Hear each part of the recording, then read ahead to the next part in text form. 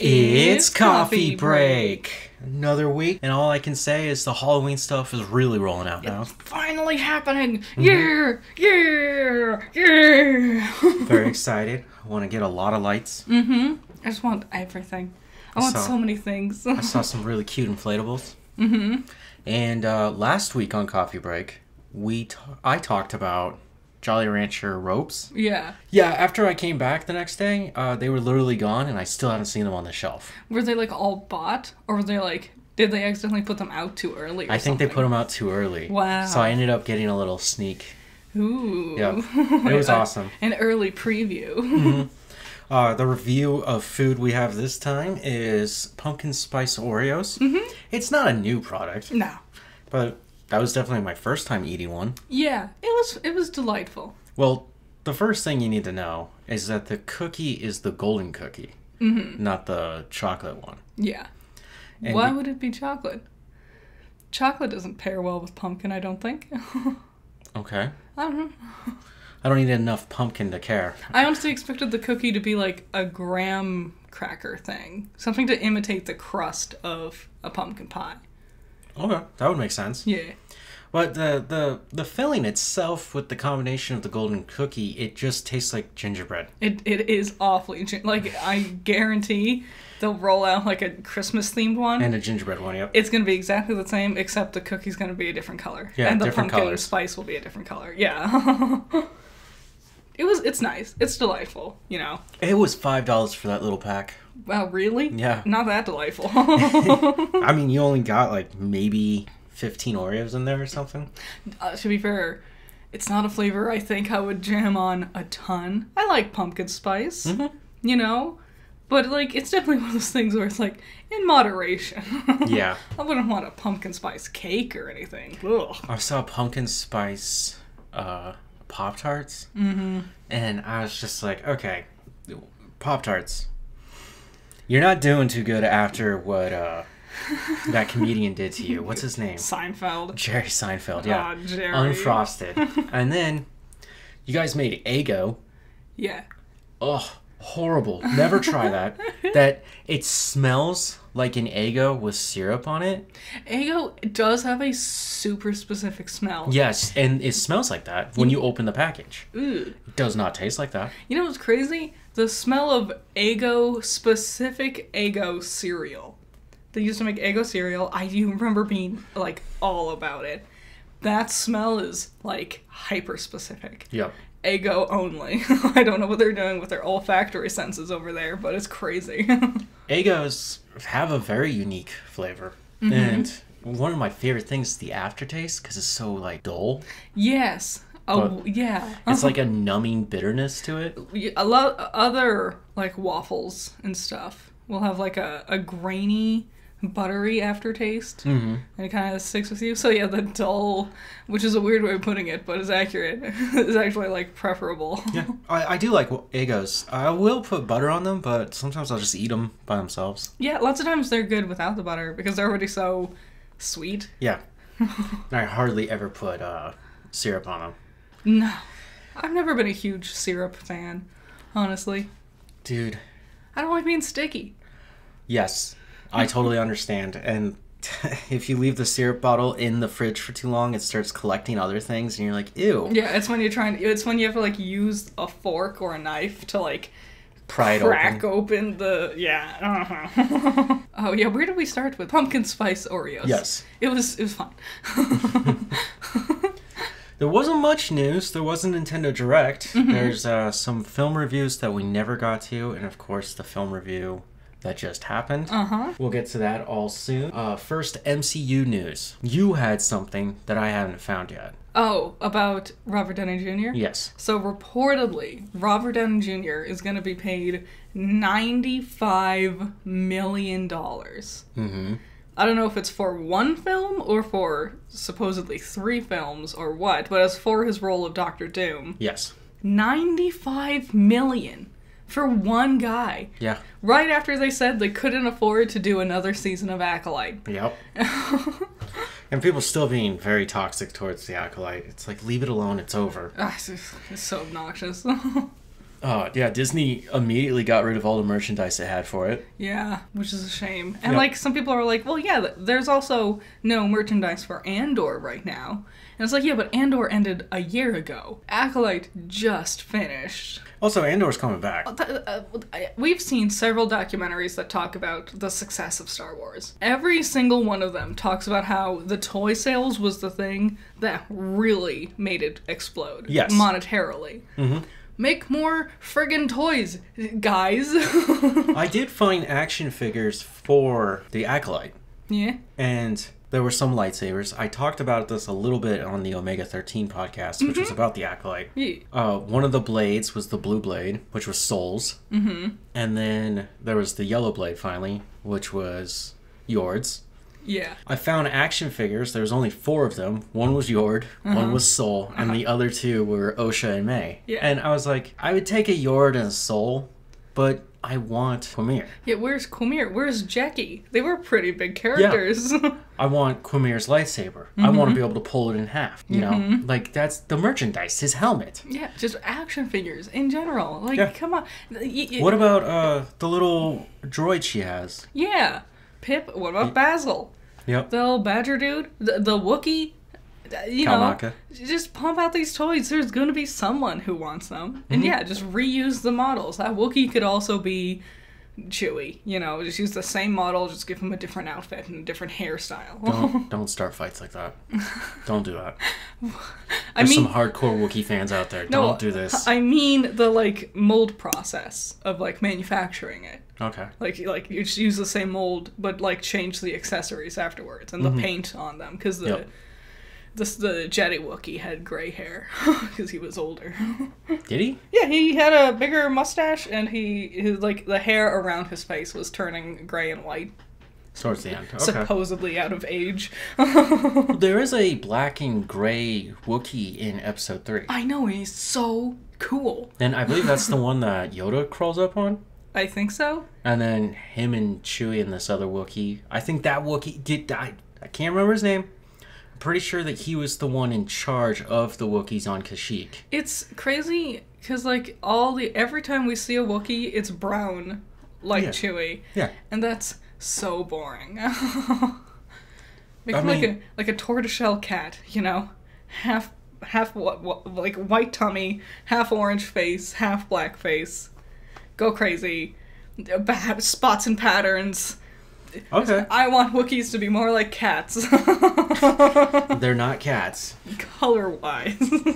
Now, I didn't know that about Robert Downey Jr. making that much money. Because last time I reported that it was like $80 million. Which is still for the Russo brothers just to direct Avengers Doomsday. I wonder, why is our company always losing money? Anyway, here's millions of dollars to one guy. Doomsday in Secret Wars, and I know Robert Downey Jr. is going to play Doom in Doomsday. Obviously, that would be dumb. They would, wouldn't they? They would obviously not put their own character in something. Yeah. Secret Wars and Fantastic Four. Yeah. Which I'm like, okay, those are spots where he belongs. But after that, it's a trilogy, so we're done, right? I think something we don't talk about enough is the disparities between actors' pay. Like, I think one man getting paid $95 million, no matter how good of an actor he is, that is stupid amounts of money that should not go to one individual who's already so well off. Because he got a lot of money to play Iron Man. Yeah, but I'm thinking, like, what about the others in Fantastic Four? How much is Pedro getting paid? How much is Pedro getting paid versus the kid playing Johnny Storm? Because I guarantee you, all of them have completely different rates. Oh, yeah. And they're all getting, like that kid who's playing Johnny Storm, because he's, like, the least known actor right now, is going to get absolute garbage compared to Robert Downey Jr.'s $95 million, even if he puts in 3 times as much effort into the movie. I can't remember his name. The kid playing Johnny? No, Joseph Smith? Wow, that is the most average man name. That sounds like a fake name. Yeah. He's in Gladiator 2. He's the Emperor. Yeah. The one that looks like Joaquin Phoenix. They're 2 different emperors. Mm-hmm. But I was just reading this article briefly before recording this, that he was definitely inspired by Joaquin Phoenix's performance. Nice. He had Gary Oldman also in there. Damn. Which I was like, that's weird. Yeah, Joseph Quinn, that's his name. Oh, Smith was wrong. Yeah, I don't know where I got Smith, but Joseph Quinn. He did do Stranger Things. Yeah. And then the other guy who's playing the Thing. Cuz from The Bear. Yep. The He's known from The Bear. And then you got Pedro Pascal. Yep. And then Vanessa Kirby. Yeah. Who, Vanessa Kirby, she's done other things, but this is her big breakout. Because she already did that. The way it works is you do one film where you're kind of barely in it. It has to be a big blockbuster thing, and if they like you, then they'll give you your first outing. Yeah. This is her first outing. The one that she had to pass was Mission Impossible Dead Reckoning Part 1. Was she the villain? She's the White Widow, so she's the semi-villain. She was good, you know. Speaking of the Thing, they leaked photos of him. Like on set? Yes. Okay. And he's wearing a giant bodysuit. It's him, right? The actor? Yeah, and they're literally putting the costume, like, mask onto him. Ooh! I don't know how much will be CGI to probably help him emote better. I hope they don't use too much. Like, he's already a tall dude. Yeah. If you're gonna do it more like Dark Crystal... Yeah. Resurgence? Resist? Something like that? Yeah. Where the puppets didn't really have facial expressions. They just CGI'd them on. Yeah. But the puppets are there. I think, because the puppets can kind of emote, but using CG to, like, push their emotions further. That's the best way of incorporating that. That's how I would do it. Emoting Deadpool's and Spider-Man's eyes from their masks. You know, he's still standing there. And Wolverine. Speaking of Wolverine, they had the comic book accurate size Wolverine. Yes. The dude who, like, played that role, he took a picture of himself, like, in costume and whatever, with his makeup and everything. He looks perfect, and everyone's like, why did you CG Hugh Jackman's face over this guy? He already looks like Wolverine. He already has the face. You didn't need it. It's like the same thing with Luke Skywalker. That kid already looked like young Luke. You didn't need to CG his face weirdly.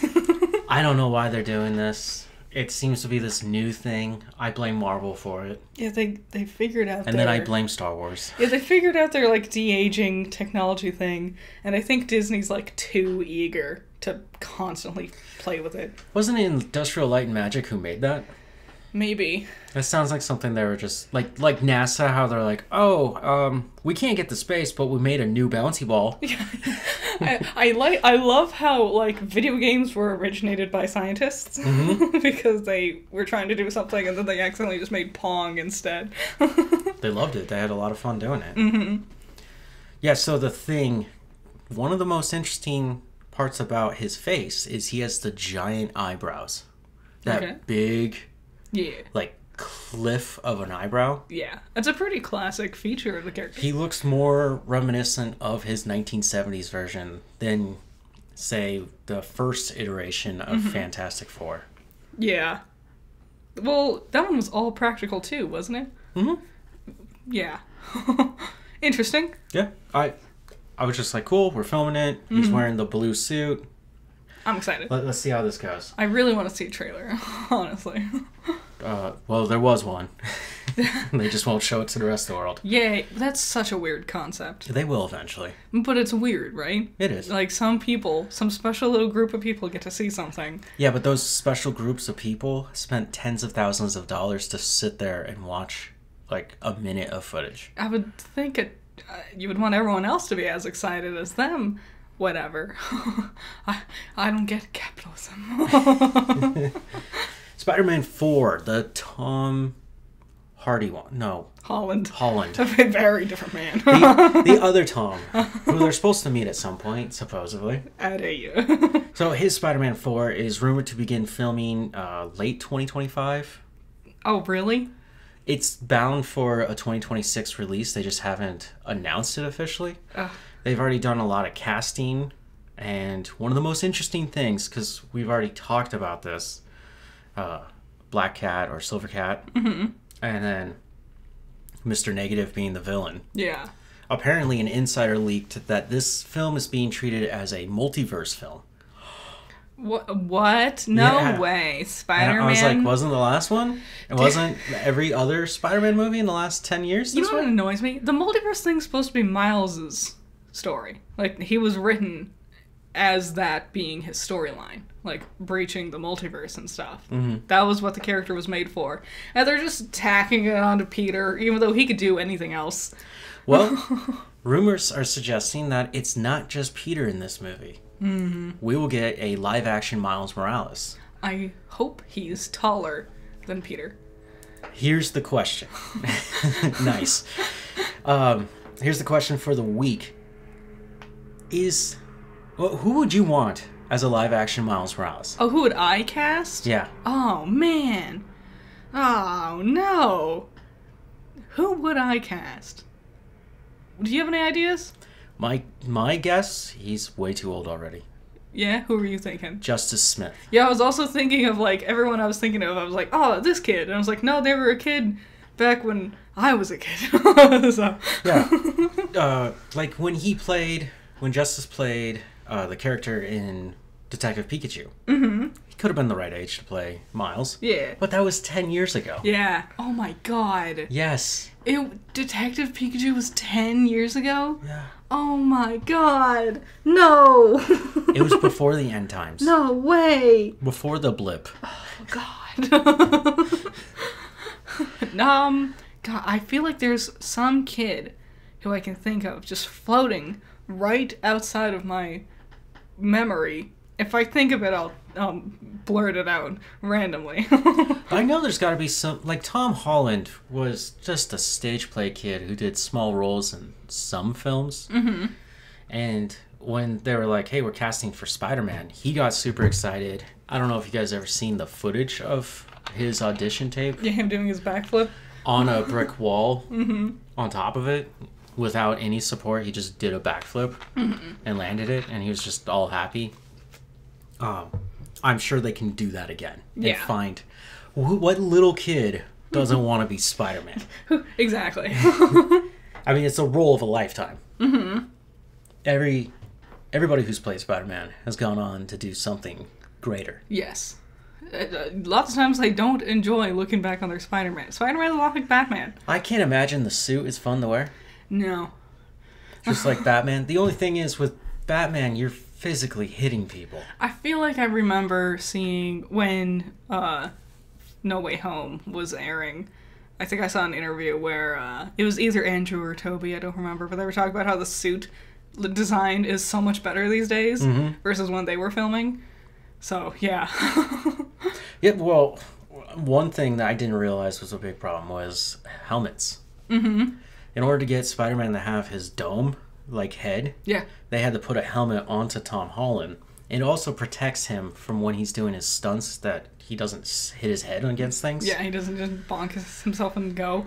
And I was like, oh, that's kind of cool. It has a visual purpose mm-hmm. and a practical use. Yes. So. Also, I think the suits are a bit more breathable now. Yeah, less tight. Mm-hmm. There used to be you had two options back in the day. It was either like hyper accurate to your comic book. Yes.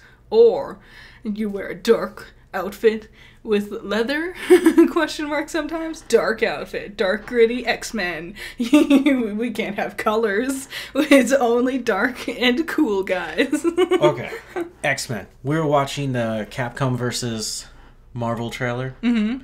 and it was Ryu from Street Fighter. Yeah.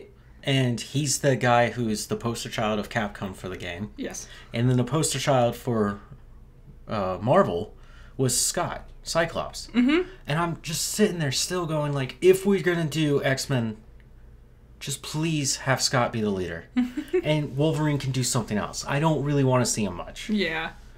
You know there's going to be a huge resurgence of Wolverine, especially after the movie with Deadpool. Make Logan too. You're going to see a ton more of Wolverine. I don't know where they could really go with that character. One would say anywhere. I don't know. I don't know. And then that was it for all that. Sigourney Weaver has revealed she'll be making her Star Wars debut in Mandalorian and Grogu. Oh, really? A lot of people popping up in Mandalorian. Mm-hmm. I wonder if she'll be one of the ones wearing, like, so much makeup and prosthetics you can't even tell who they are. That would be weird. Those are the funnest ones. I hope they turn her blue. Yeah. They were naming off, like, some of the big franchises she was part of. I always forget that the woman who played Ripley is the gatekeeper in Ghostbusters. Oh my god. She looks so young in that one. It's also just weird because Ripley's she's very masculine for female. Well, she's the hero. Yeah. She's not afraid to kick ass and say whatever the fuck's on her mind. It's really cool of her. And then you get to her role in Ghostbusters, and she's just the cute girl next door. Very demure. And it's just like, I don't know, very opposite roles. Good acting. Yeah. No, she's a great actor. Isn't she in, what's that movie called? Log Cabin? The one where it's like a horror movie about horror movies? Cabin in the Woods? Yeah. Isn't she in that one? Isn't she like the one... She's the one in charge of the whole game? Yeah, that they meet at the very end? I don't know. I haven't seen that one in so long. I like that one. It's good.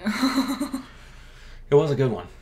And then Michael Keaton, because Beetlejuice keeps coming up, right? Because it's coming out soon. He was kind of apologizing for Dumbo, and he said his performance let Tim Burton down. He was in Dumbo? Yeah. The live action one? Where was he in that? He's the ringleader. We didn't watch it. I don't know why I'm asking. I watched it. When? There was an afternoon where I watched it. I didn't watch it. And it was 2 years ago. Was it good? No. It wasn't just him. I would say his performance was on par with Bruce Wayne, the way he played Bruce Wayne. Oh, just like not really putting much effort into it? Stonewall, says his lines. I don't know why actors agree to do movies that they have no interest in. Like, I don't know either. Like, it's your art. Do something, like, art is passion.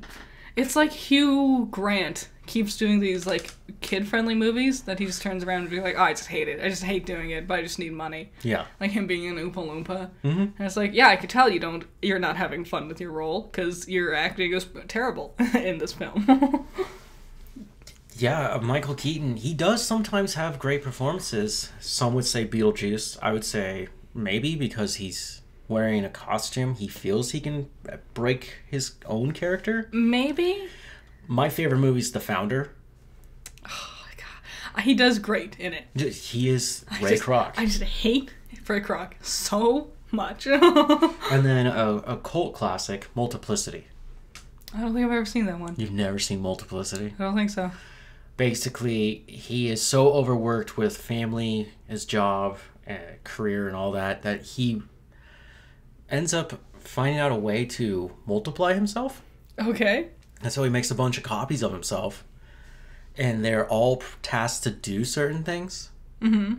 And now he has to live with them while trying to pretend that he has a normal life. That's him? Yeah. I've watched a review about the film. There's that one who's a little special. Yeah. And they all live in the end, right? Yeah, I thought he kept them all alive. The review I was watching was specifically comparing it to the episode of My Little Pony, where one of the characters also did that same gimmick. But in My Little Pony, they killed them all. Oh my god. Okay.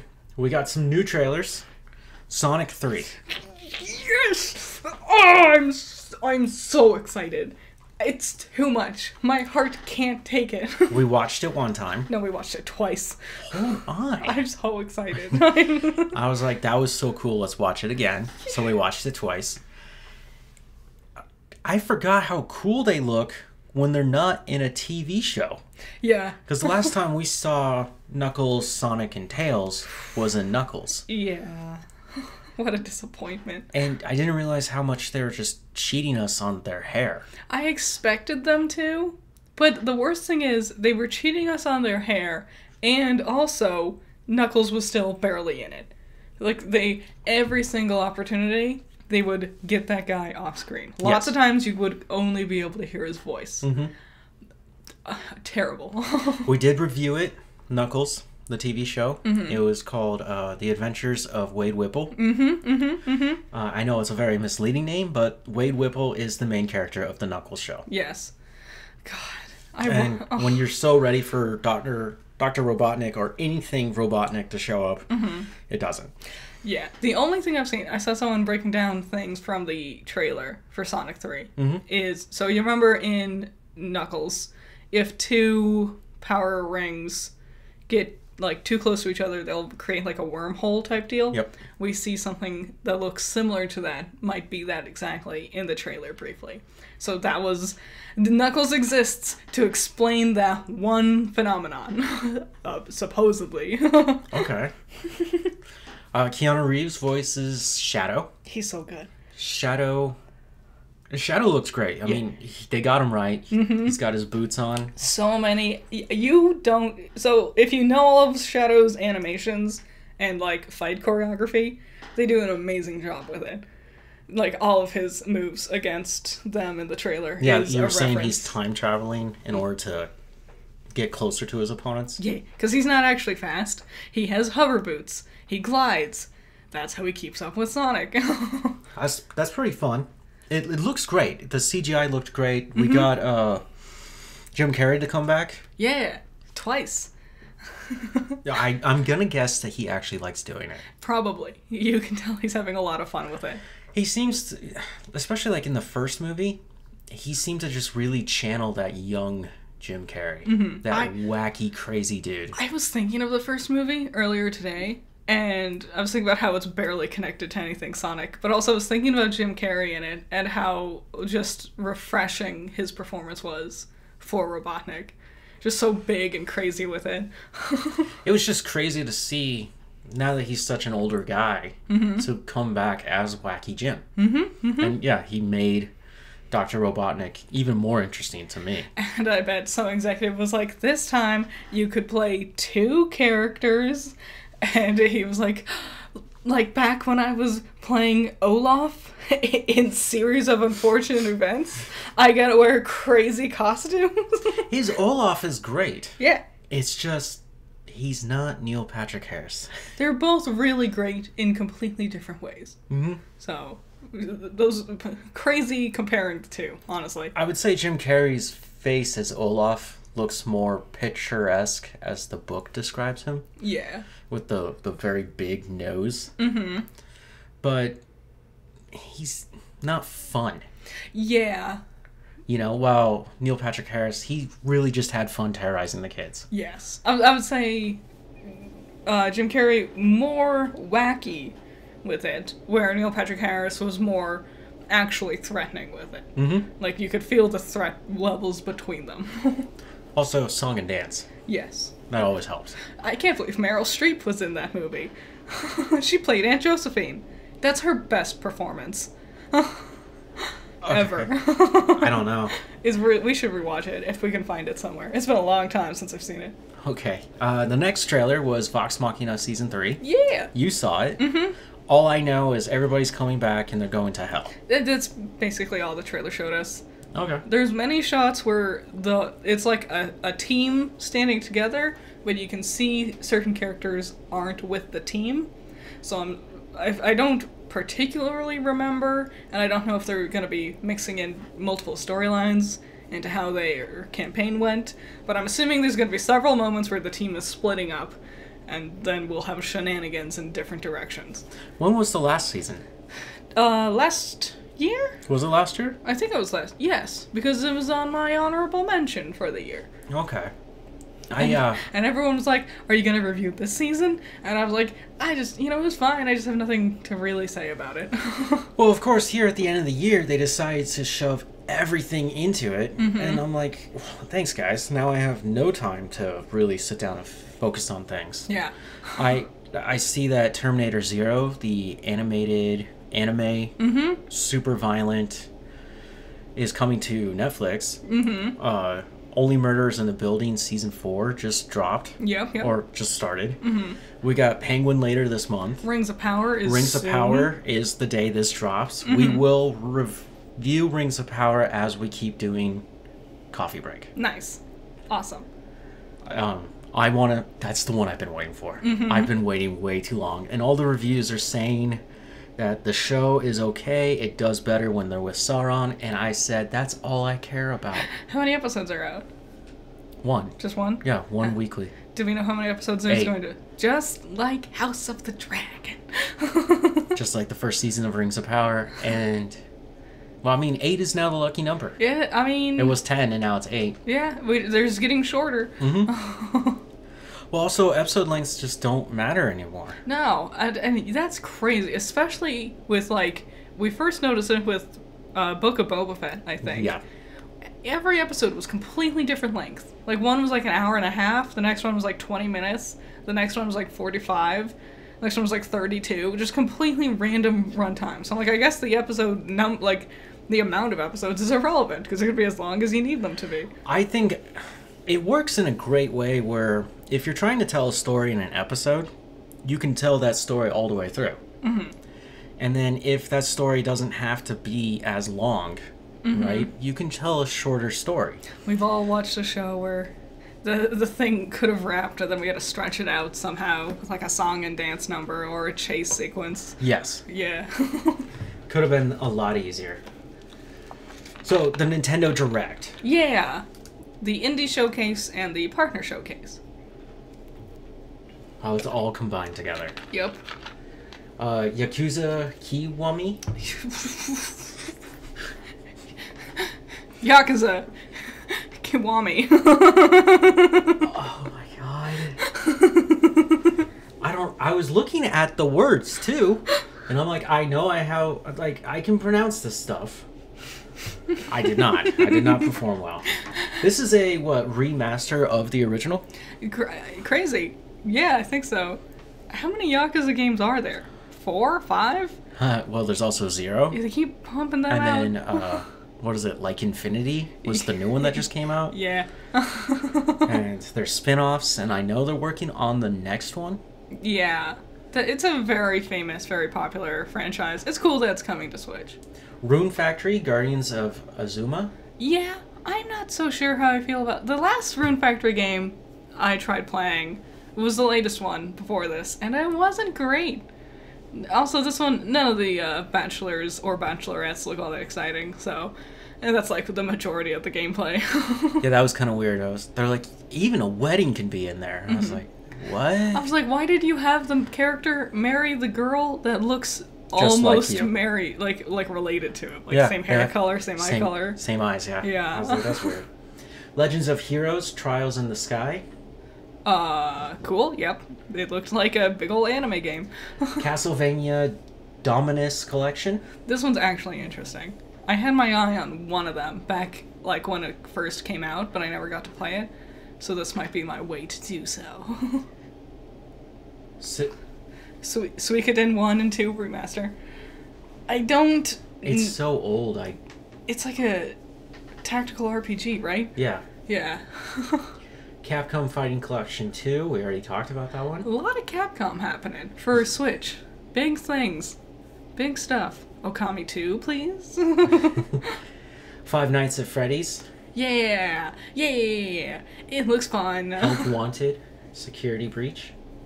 My Sims, which does not look like Sims at all. My Sims is super old. Like, these games they were on the GameCube.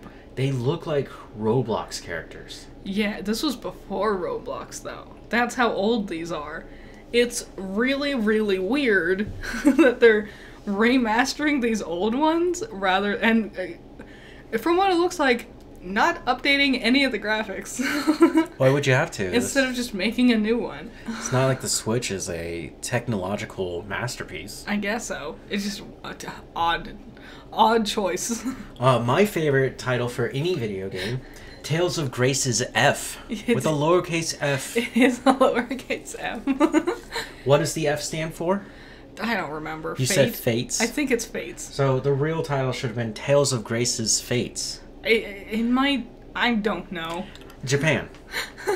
Knock it off with this. This one's not a good one. Like, I love the game because I love the Tales of series. Mm-hmm. Of all the Tales of games, this was definitely the worst. The resurrection of F. Yeah. Dragon Ball. That was another one. I remember when they were like, yeah, it's going to be called Resurrection of F. And I was like, cool, who's F? And then you see Golden Frieza, and you're just like, why didn't you just call it the Resurrection of Frieza? Yeah. And they're like, we didn't want to spoil anything. And I was like, he's on the poster. What are you talking about? There was like this one game, it was like FE, like Infinity, hashtag, and it was like a weird Fire Emblem crossover thing. And I'm like, guys, you need to like give me better titles. Give me something I can actually type into my keyboard. Oh yeah, Tales of Grace's F is not a great game. I'll play one of the other ones. Oh yeah, Baltro, which is like a card-playing game. They're teaming up with Witcher, Vampire Survivors, and Among Us. Cool. That's how it began. You weren't sitting there? No, I got up to, I think, get food or something. You didn't miss anything. They're just literally playing cards with these franchises attached to them. My thing was, okay, we're doing Witcher. Doesn't Witcher literally have its own card game? Yes. So then why would... I wonder if it's like going to be a gameplay mode. Like, to specifically play... It had a name in universe. The Witcher game. The Witcher card game. Yeah, I can't remember what it's called. It was a good game, too. There's an app version of it. So, the Witcher games were made by Project CD Red. Yeah. Or CD Projekt Red. It's been a long time, huh? They did Cyberpunk. Oh. Netflix has announced that they're working on Season 4 of The Witcher. Which I was like, okay. You're taking way too long. And shortly after that, Project Red was like, we are not done with Cyberpunk. We want to make more animated things. And I was like, that makes sense because Edgerunners won Best Animated of the Year. Yeah, and I think things like Witcher would do very well animated. Yes. Well, Netflix did that. Yeah. Well, what else do they have? What else could it be? I don't know what other franchises they have. I can't think of one either. Maybe more Edgerunner, Cyberpunk stuff? Not Edgerunner. Cyberpunk. We saw a weird Spanish game called Nevita. Nevia. It looked cool. Yeah. Very Ori of the Forest. Esque. And then, like, the monsters she was killing were turning into giant wolves with antlers. Yeah. I gotta admit, I think those are cool. Giant wolves with antlers are just cool. It's like deers with wings. Civilization 7? Yep. Honestly, I forgot Civ 6 came out. I don't think it did well. The greatest DLC piece to Power Wash Simulator. The worst thing was they just made non-stop puns the entire time. They're doing Shrek. Yeah. But Shrek is not a playable character, or is anyone from that universe. No. And you get to clean his swamp and the dragon's lair. And I was like, that's it? What's weird is like the grime you're cleaning in his swamp is like purple. Yeah, it looks like Technicolor vomit. I would have expected like brown or green, something. Whatever. Maybe they didn't want people thinking it was poop. Dragon Quest III HD 2D remake. Yep. We've already heard about it, but now we get a trailer for it. Like a gameplay trailer. Atelier, Yumiya, the Alchemist of Memories, and the Envisioned Land has the longest name of the Nintendo Direct. Yes. It was a pretty long name. It didn't look great to me. I've never played any of the Atelier games. I know people love them. I'm not interested. But it looked cool. Looked pretty. Fitness Boxing 3, your personal trainer. You get 2 new personal trainers now. Yeah. 2 new ones. Yes. Yeah. Only one black guy, though. A whole game about Patrick Star. Yeah. Goat Simulator 3. Which I knew Goat Simulator was coming back, but it's exciting to know it's coming on the Switch, too. Star Overdrive, which was like an open world adventure game. Yeah. Where this guy has this hoverboard that he can use to fight monsters. I like hoverboards. I like hoverboards with battle. It looked neat. In case you were counting, Tetris is now 40 years old. I honestly thought it was older. Pizza Tower. Yep. Came out on the Switch. Yep. It's been around for a while, so I think everyone who wanted to play Pizza Tower has. Yeah. That's the thing with these partner showcases. It's just like Yakuza. It's like, you want to play this critically acclaimed, beloved game that's pretty old? You want to play it on now. You want to play it on the Switch? Metal Slug Tactics, another tactical RPG. Yep, an old school game. Mm-hmm. Europa. Oh, yeah. Europa, which hasn't dropped yet, which is coming out October 11th. Yeah. Crazy. Shovel Knight, back again. Have they ever made any other games? Oh, Pico Park. Pico Park Switch. 2. Yeah, another one that everyone has already played. And Date Everything. Yeah. I actually want to play it. It looks so fun and silly. And then, the final one, Coffee Talk Tokyo. Mm-hmm. It looked fine. It looked terrible. I've seen other games with similar premises that have more, this is going to sound mean, but better visuals and more interesting characters. This one also only showed off like 4 or 5 characters. I've seen others with like 10 plus characters with the same kind of gimmick. Why is it not tea? I don't know. Is coffee bars a thing in Tokyo? I think so. I don't know why not. Okay. It looked fine. Well, that was the Nintendo Direct. Yeah. And now for the box office trolls. Box office trolls. Number 1, Deadpool and Wolverine. As it deserves. Number 2, Alien Romulus. Nice. Put in its place. Number 3, It Ends With Us. Okay. Number 4, Blink Twice. I don't know what that one is. I don't know either. Sounds like a horror movie. Oh, we're gonna get all those weird, schlocky, B-rate horror movies now. Number 5, The Forge. Don't know what that one is either. Me either. Number 6, Twisters. Wow. Number 7, Coraline. Okay, good job. Number 8, The Crow. Oof. Now, The Crow is not doing well. No.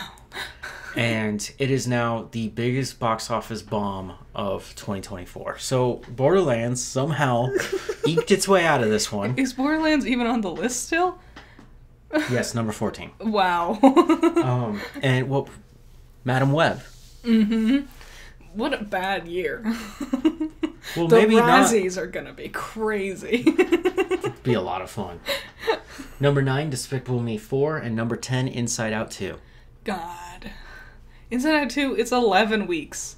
And Despicable Me 4 is 8. The Crow, first week. And you're struggling to keep above those two. It made $4 million. That's so embarrassing. That is. And you know it was an expensive movie. They had to pay him like $95 million to show up. I was asking some people at work, and I was like, "Are you guys gonna watch The Crow?" And they're like, "No." And then they're all like, "Yeah, it has that one guy. That one guy." Yeah. And I was like, "Bill Skarsgård?" And they're like, "Yeah, that's his name." And I was like, "So we don't know who Bill Skarsgård is." You should have said Pennywise. Yeah, well then I said, "He's Pennywise from It." And they're like, "Oh, why'd they get him?" I know. He's good at being scary. Yeah. I don't know why they tried to cast him. Hey, remember I said if all Skarsgårds, this was off the podcast, but I was bringing up this point with the Skarsgårds. Of all of them, why not Alexander? Yeah. He's the one who has the body, the personality to play Eric. So that's the thing. Like, when Eric on his own and the Crow, they're supposed to feel like there's a transformation there. Yes. This is Bill over here being like gawky, crazy, already Skeletor-looking motherfucker. Yeah. And then he puts on, like, he starts doing the Crow thing. And it's like, gee, I wonder who that guy is. This is not the last Bill Skarsgård film of the year. What is? He will return as Nosferatu. Oh, that'll be a great role for him. He's going to do great. Yeah. Even the director's like, he became something else. And I'm like, yes. Yeah. And nothing about the Crow looks good to me. No, I love the original so much that I'm heartbroken that they decided to do this. Back in the 2010s, they were working on this reboot, and they wanted Jason Momoa to play him. That would have been cool. It doesn't work. Nah. It's because Jason Momoa is cool, is the problem. Yeah, and seeing him as the Crow would have been just, like, weird. The other thing is, it's very, like, John Wick light, you know? That's what that trailer showed us. I'm very curious, and let us know in the comments, what's your opinion on action movies? Like, are you entertained by action, fight, choreography, flicks like that, like this, anymore? Because I personally feel like action movies are incredibly boring nowadays. Yes. Because not only is there a million of them, but with how CG has advanced, we've seen people do like 700 somersaults off of a skyscraper and then become a magical alien and fly into another dimension. You know, with seeing stunts and stuff. Will Smith. Yeah. Seeing stunts and stuff, even like Tom Cruise in Mission Impossible, knowing that he was actually there and he actually physically did these crazy things, it looks no different than all the CG crap they could have done. Yeah. And it's not exciting anymore. But I want to know what everyone else thinks. Well, I can help you with that because there are two films that didn't make it on the last 2 weeks of box office trolls. Yes. And these two films I watched before making the Hocus Pocus review. These two films I did consider making reviews for, but they were so horribly bad. The review would have been even worse, and I know you guys wouldn't have been entertained. It would have been just me slamming these things constantly. The first one, Amazon Prime's Jackpot. Yeah, which right now, I hear you. Right now, listener.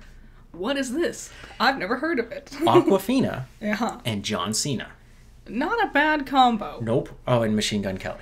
Yeah.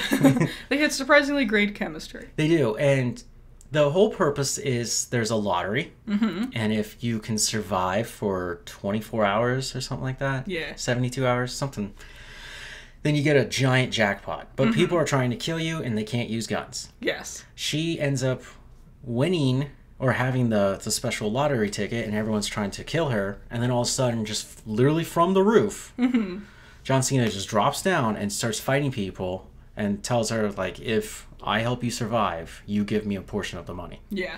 The villain in the movie is Simu Liu. It's great. A lot of surprisingly super funny people. Like, a lot of the cast from Fletch. Fletch made it, yep. Stanley from The Office is in it. Yep. A lot of very funny folks, and there's a lot of funny improving. Yeah, the director, Paul, I can't remember his last name, but he did Bridesmaids. He did the Ghostbusters that everyone wants to be really rude to. Yeah, this should have been a huge hit. Big cast. No one's heard of it. No. There's been no marketing. Nope. At all. And I think another thing is, because at the end of the film, during the credits, they show you some bloopers and outtakes. And the bloopers were funnier than the film. Yeah. I think the film itself is very toothless. Like, it's very safe with their jokes, especially. And I feel like if he would have let them, like, really go ham, it would have been much funnier and much more noteworthy. Yeah. But for some reason, they really played it safe. There's this scene where they're in a safe room. It's Machine Gun Kelly's safe room. They knocked him out so that they can get the passcode. And John Cena's trying to be, like, humble and human. Yeah.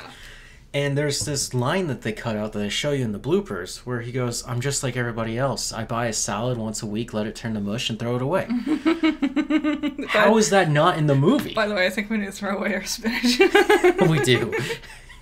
The worst thing is huge chunks of the film is just like mindless action choreo and Aquafina yelling and being frightened. I've gotten used to Aquafina. It took me a while because there's a cadence there. I think she's not nearly as bad as the internet says. She just gets stuck playing the same role every time. And I don't know if it's her just not knowing how to do another performance or if she's getting typecast into this performance. Probably typecast. Probably. Which sucks. And then The Union, which is Netflix. And it stars Mark Wahlberg. Yeah, boo. Halle Berry. Yeah. Who's his love interest. And their boss is J.K. Simmons. Now, you would think, we've got something here. You don't. No. I don't even know what to tell you. The bad guy was obviously the bad guy. It was so bad. All of it was so bad. There was things that happened in the movie that were, like... At one point, they get found out because they're a secret organization called the Union trying to stop the terrorists from black market sales. Blah. And they're like, oh, we got found out. They're going to blow up the headquarters. They try to tell him, and the phone won't connect, and then you see the headquarters blow up, and then they have to run and hide for the night, and then like, next morning, oh, no, everyone's fine. They're like, oh no, everyone's dead. And it's like, oh, actually, everyone escaped just in time. And then J.K. Simmons' character has just got like an arm brace. And he's like, it was tough. And you're like, I don't know. I don't know why we did that. Every single twist and turn of the movie felt asinine, and like it came out of, like, literally the writers were just coming it up on the moment. The sheer greatest thing about that movie is how dumb it actually is. And when it reveals to you why they chose Mark Wahlberg's character, who's just a construction guy who lives in Boston and likes to hang out with his friends and lives with his mom. Yeah, very exciting. That was the whole reason they chose him. They wanted a nobody, because nobodies are the people who actually build the world. Wah, wah, wah. Which, like, they have... I was just like, this is a 40-year-old man's, like, wet dream. It's like the exact opposite. So Mark Wahlberg did another one. I don't even remember what it was called. The Family Plan. Yeah, where it's basically the opposite gimmick, where his family are all normal people, but he's secretly this hyper awesome super agent man who's super cool and does all these cool spy things. And now it's like the swap, where everyone else is the super cool agent spies and he's the normal man. And it's dumb. It's dumb because they're like, we need a normal every guy. And then it's like, okay, now that we have our normal every guy, we have to, like, specially train you. And it's like, why not just get an already trained person and give them a fake identity? Put prosthetics on them or something. So, because of those two films, I was just like, I don't know what to do. I wanted to do Coraline because of the 15 years. I had to go out and buy it. Yeah. I haven't done that. Yeah. It's probably worth having, but I would want a 4K collector's edition because I do truly love that film. It's very good. And then I had been thinking about Hocus Pocus for quite some time now. It's just been running in the back of my mind. And then Agatha all along, Yep. the lead actress, was talking about how she was inspired by Midler's performance as Winifred and you can tell. to play Agatha. Really cool. And that just also made me more excited, and I was like, it's Disney, and Disney's doing witches, and sometimes they go all out with the witches because they love witchcraft. It's easy, it's fun, it's cool. A lot of their classic villains were witches. And for them to portray them in a good light or a slightly different light where they're not always evil, but I think they have a lot of fun, and that's where they really get to expand. So yeah, I decided to do Hocus Pocus. Yeah. It's a good review. It is. There were some things that I'm like, oh man, I wanted to put that in there, but I also want to do the second one. I'm not doing the second one anytime soon. After I finished the review, we sat down and watched the second one. It's good. I'm going to tell you this. When it started, I was very angry. Why? Because when I do these reviews, I end up being very intimate with the film. Yes. And I get to know really cool things and interesting things, and Hocus Pocus, I grew up with it, so it's now already part of my DNA, and now I know even more of it. So now I'm becoming more closer to it. So what made you mad? It was trying too hard at the beginning to be the first movie while being itself.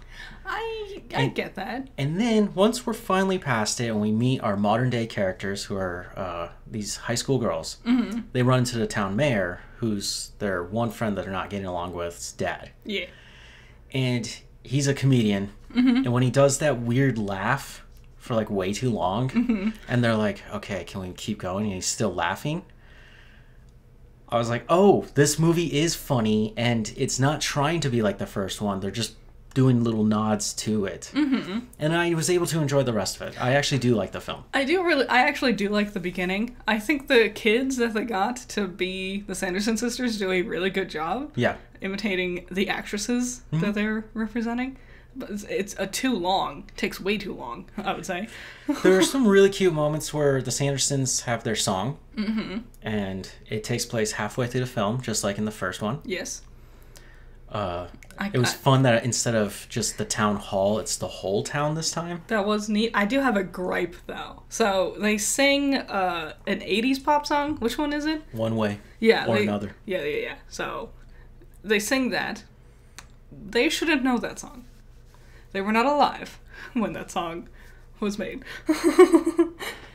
in the first movie, they sing their classic song, I Put a Spell on You. Yeah. But it's because she heard him singing it. When they enter the building, she's sitting there watching his performance. She knows the song because she sat there and listened to it. He was playing a different song. No, he was playing a different song, and then he was singing I'll Put a Spell on You.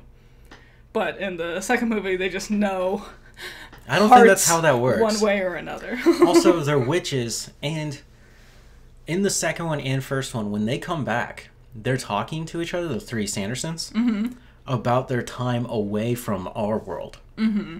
So they were always in communication, and I'm assuming they went to hell. I'm not saying it's like a deal breaker of the movie. It's just a thing I noticed. Yep. Because they do that. Like in the first movie, when they're driving away in their car, I think it's Winifred. She says license and registration when she's flying next to them. Yeah. And it's like, you wouldn't know what that is. If you don't know what a road is, you know. But they're witches. What about... Magic is fully capable here. We had... you might not remember this conversation, but you said magic should have laws. Yes. And I said, no. Laws are for science. Magic is lawless. It's a cool idea. That'll probably be the title of this podcast. Magic is lawless. It's a pretty badass title. And I still think, especially if you're building your own world, you need to have rules to magic. Otherwise, it could just be out of control. I do understand, yes. Technically, yes. You know, it's like, at that point, you go to Star Wars, why aren't they just constantly using their Force? Yeah. If you want... And then it'll just be like, what is this? It's just the Matrix. You can overrule your magic. With more magic. And then you get do too many Guns. rules.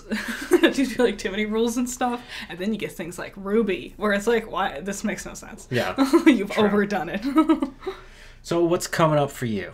We're currently watching House of Dragon. I can't say much about it quite yet. Yeah. We're halfway through? The production value is great. Mm-hmm. I forgot how violent it was. That first episode, the way it ended, that kind of haunted me the next day. Yeah? When I woke up, that was the first thing I thought about. Dang. And I was like, that's really sick. Yes. I enjoy the back and forth, of the families, their quarrels, and how each one thinks they're in the right. Yep. And they're so willing to do... Well, one's clearly in the right.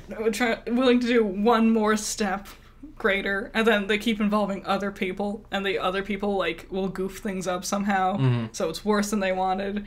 And so the other family needs to do the same thing, and it's worse than they wanted. The two twins fighting each other?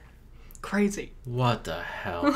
And even I lost track of which one was which. I wonder, was it one actor, or did they actually have twins on set? I think there were two different guys. Because they stand next to each other. Yeah. And... No, it doesn't matter. It doesn't matter because we could cheat all that now. It's because their beards they had beards. If they didn't have beards, I think I would be able to tell the differences in their faces better. Also, why would you cast... If you have a role for twins, why wouldn't you cast twins? There's not a lot of Acolyte? There's not a lot of twin actors out there. There's not a lot of twin actors who still look like each other.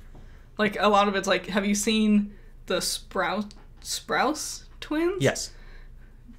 I don't remember their names. Sprouse. They don't look anything like each other. No. One has long blonde hair, the other has really short dark hair. Well, that's going to happen because they want to break away from looking like each other, especially when they became famous for looking like each other. I think that's a natural step for most twins, is the individuality step, usually once reaching adulthood. It's because they slowly grow that other half of brain they're missing. That's not true. Also, they have telepathy. This is bone hard medical fact. No. So, what's coming up for you? I just released a video, just a quick one that I had thought of. It's about Bumblebee with Ruby. The same old, but I'm finally getting back to my Korra reviews. Nice. Finally getting to episode 10. Finally. And then after that, it's finally happening. Ever After High Dragon Games. I've been so excited. So many people have been waiting for this one. It's finally happening. Nice. I got a new Omega 13 podcast coming out. It has to do with last week's question. Yeah. So I'm kind of glad that I left that there. You guys can see what the results are. I think that's interesting, and I'm going to bring it up in that podcast. Nice. And I'm going to save that for that. Mm-hmm. And there will also be a film review. Yeah. Which will be a tie into all of it. This one, I'm super eager to do it. Not only will it help me with the podcast, but also it's kind of a monolith of a film to try and tackle. It's also been a long time since I've seen it. Yeah, I know. Like a really long time. I know. I was telling you about scenes from it, and you're like, I don't really remember that. I wonder if it holds up. It's going to be fun to rewatch it. It will be. I'm excited. And then, more Power On. I know. I just don't have time to do Power On. I want to finish this damn game. You keep picking the really long RPGs. It's not that. I get sidetracked and I'm like, I want to upgrade all the way. I want all the costumes. I want to look good. I want to play good. I know how to play the game now, thankfully. Except for if it becomes a platformer. Well, like 30 hours in. Yeah. It's like Final Fantasy 15. It's like, once you get 40 hours in, the game gets really good. Yeah, once you die and come back, you feel better. And yeah, of course, Noctis has that one ring, so he just obliterates things anyways. God, criminal that he never made it into Smash Bros. He would have been the coolest. Using all the weapons of the ancient. Yeah, his 13 weapons. Whatever. So I hope you guys enjoyed that. It's been another week. Yeah, exciting stuff on the horizon. God, I can't wait for Rings of Power. Bye-bye. Bye.